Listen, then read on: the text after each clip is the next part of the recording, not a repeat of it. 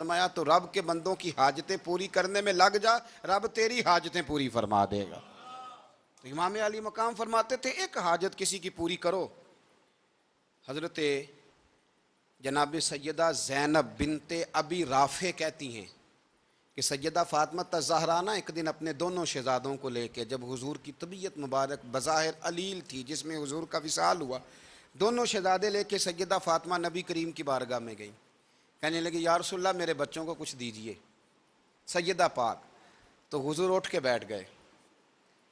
اس کندھے سے امام حسن کو لگایا اور اس سے امام حسین کو لگایا اور فرمایا فاطمہ یہ جو میرا حسن ہے نا اس کو میں اپنی ہیبت اور سرداری دیتا ہوں،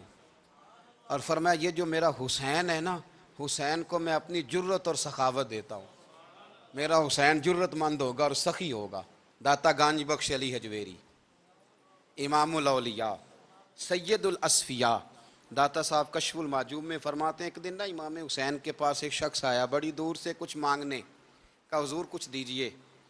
وہ شخص کہتا ہے کہ میرا ظرف یہ تھا کہ 4-5 دینار ملیں گے۔ تو امام حسین فرمانے لگے تھوڑی دیر بیٹھ جا، رزق آ رہا ہے۔ تو امام حسین کو حکومت وقت کی طرف سے نا 5 تھیلیاں ملی جس میں ایک تھیلی میں 500 اشرفیاں تھیں، 5 تھیلیاں آئیں، لیکن اس کو آنے میں نا ذرا دیر ہو گئی۔ وہ 5 تھیلیاں جب آئی نا تو امام حسین اس کی طرف 5 تھیلیاں بڑھا کے نا، ذرا دیکھنا میری طرف غور سے، 5 تھیلیاں بڑھا کے نا تو فرمانے لگے میاں جتنا تجھے انتظار کرایا ہے نا اتنی ہم تیری حاجت پوری نہیں کر سکے، تو یہ نہ محسوس کرنا کہ حسین کے دروازے پہ بیٹھا بھی رہا ہوں تو ملا کیا ہے، یہ نہ محسوس کرنا۔ وہ شخص کہتا ہے جب میں نے وہ تھیلیاں کھولی اور پھر میری نظر امام حسین پہ پڑی تو میرے اندر سے آواز آئی اگر حسین ابن علی اتنے سخی ہیں تو محمد عربی کتنے سخی ہوں۔ اگر یہ معیار ان کا ہے، ان کا یہ معیار ہے، اور خود بھیک دیں خود ہی کہیں منگتے کا بھلا ہو، خود کہنے لگے جتنا انتظار کرایا ہے اتنی تیری مدد کر سکے۔ یہ سخاوت کا معیار تھا، یہ طریقہ تھا۔ ایک دفعہ سیدنا امام حسین رضی اللہ تعالیٰ عنہ کہ گھر کے اندر نا 5000 دینار آئے، مسجد میں تھے، آپ کو 5000 دینار ملے تو امام زین العابدین کہتے ہیں کہ مسجد سے لے کر گھر آنے تک امام حسین نے 5000 اللہ کے رستے میں خیرات کر دی۔ فرماتے میں نے کہا ابا جی 5 دینار کی گھر میں ضرورت تھی، مالاں والے سخی نہیں ہوندے تے سخیاں کل مال نہیں ہوندا، ایتھے اوتھے دومی جہانی سخی کنگال نہیں ہوندا۔ کہا ابا جی 5 دینار کی گھر میں ضرورت تھی، تو کہتے ہیں مجھے فرمانے لگے بیٹا یہ جن کو میں نے دیا ہے نا یہ گھر کے لیے ہی دیا ہے،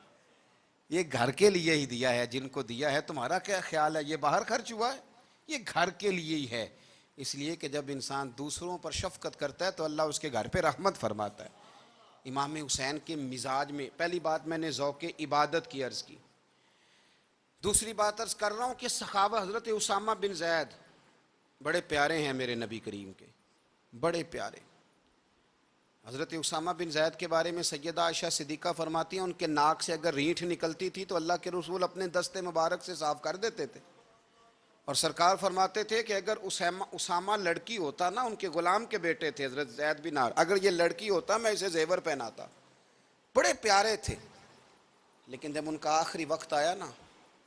تو 60,000 دینار کا قرضہ تھا، رشتہ داروں سے کہا، دوستوں سے کہا، یاروں سے کہا، پر قرض ادا نہیں ہو رہا تھا۔ حضرت اسامہ بن زید کہتے ہیں بڑا پریشان تھا، جب حد ہو گئی نا تو حضرت اسامہ بن زید فرمانے لگے جاؤ کوئی حسین ابن علی کو خبر کرو، ان سے کہو میں نا غلام ہوں آپ کے نانا کا، اور مقروض دنیا سے چلا گیا تو کیا بنے گا۔ امام حسین کو خبر ملی تو دوڑے آئے۔ لاجپال اس پیر کو نہیں کہتے جو تگڑا نذرانہ لے کے تو ماتھا چوم لے، لاجپال تو اس کو کہتے ہیں کہ جب ضرورت پڑے تو وہ سر پہ موجود ہو۔ حضرت سیدنا امام حسین تشریف لائے تو جناب اسامہ بن زید رو پڑے، کہنے لگے حضور میں نے نا غلامی کی ہے آپ کے نانا کی، اور اس غلامی پہ ناز ہے، اب 60,000 دینار کا قرضہ لے کے دنیا سے جاؤں گا تو میری قبر پہ بوجھ رہے گا۔ امام حسین خادم کو بھی کہہ سکتے تھے جاؤ گھر پیسے پڑے ہیں لے آؤ، امام حسین خود گئے، چادر اوڑھ کے تو اس کی اوٹ میں بکل میں 60,000 دینار چھپا کے لائے اور جناب اسامہ بن زید کے سامنے رکھ کے کہنے لگے اسامہ یار پیسے رات کو ہی آئے تھے، میں سوچ رہا تھا مجھے تو ضرورت نہیں، اللہ نے کس کا نصیب میرے گھر میں بھیج دیا ہے، مجھے تو حاجت ہی نہیں تھی، اب پتہ چلا پیسے تیرے تھے، اللہ نے حسین کی ڈیوٹی لگائی ہے کہ جا کے دے آ۔ حضرت اسامہ بن زید رو پڑے، فرمانے لگے اللہ آپ کو بہترین صلہ عطا فرمائے، یہ معیار تھا۔ اور پھر